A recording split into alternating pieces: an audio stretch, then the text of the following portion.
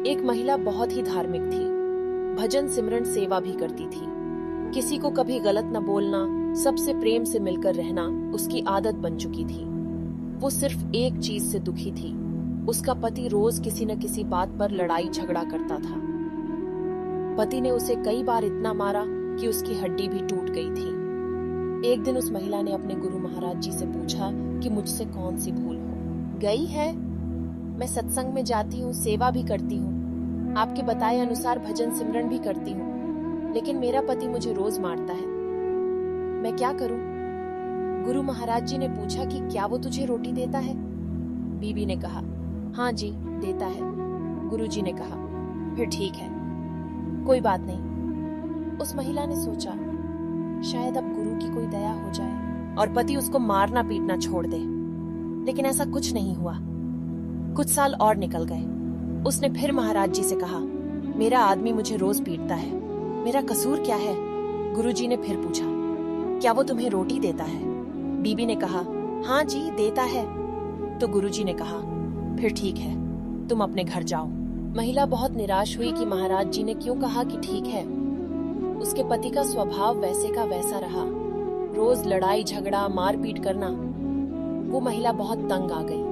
कुछ समय बीता, वो फिर गुरुजी के पास गई और बोली, वो मुझे अभी भी मारता है, मेरे हाथ की हड्डी भी टूट गई है, आखिर मेरा कसूर क्या है?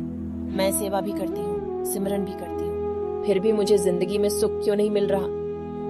गुरुजी ने फिर पूछा, वो तुझे रोटी तो देता है? महिला ने कहा, हाँ जी देता है। गुरुजी ने कहा, फिर ठीक है।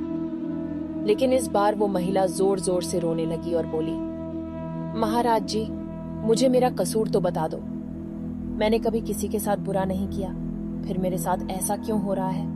महाराज कुछ देर शांत बैठे रहे और फिर बोले, बेटी तेरा पति पिछले जन्म में तेरा बेटा था, तू उसकी सौतेली माँ थी, तू रोज उसको मारती पीटती थी और उसको कई कई दिन तक भूखा रखती थी। शुक्र मना कि इस जन्म में वो तुझे रोटी तो दे रहा है। ये बात सुनकर बीबी एकदम चुप हो गई। गुरु महाराज जी ने कहा, बेटा जो कर्म तुमने किए हैं उसका भुगतान तो तुम्हें अवश्य करना ही पड़ेगा। उस महिला ने फिर कभी महाराज से शिकायत नहीं करी, क्योंकि वो सच को जान गई थी। इसलिए हमें भी कभी किसी का बुरा नहीं करना चाहिए, सबसे प्रेम प्यार के साथ रहना चाहिए।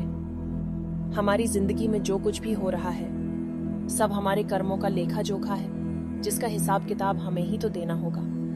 जीवन में जब भी हम खराब दौर से गुजरते हैं तब मन में यह विचार जरूर आता है कि परमात्मा हमारी परेशानी को देखते क्यों नहीं है, मेरे दुख कम क्यों नहीं करते।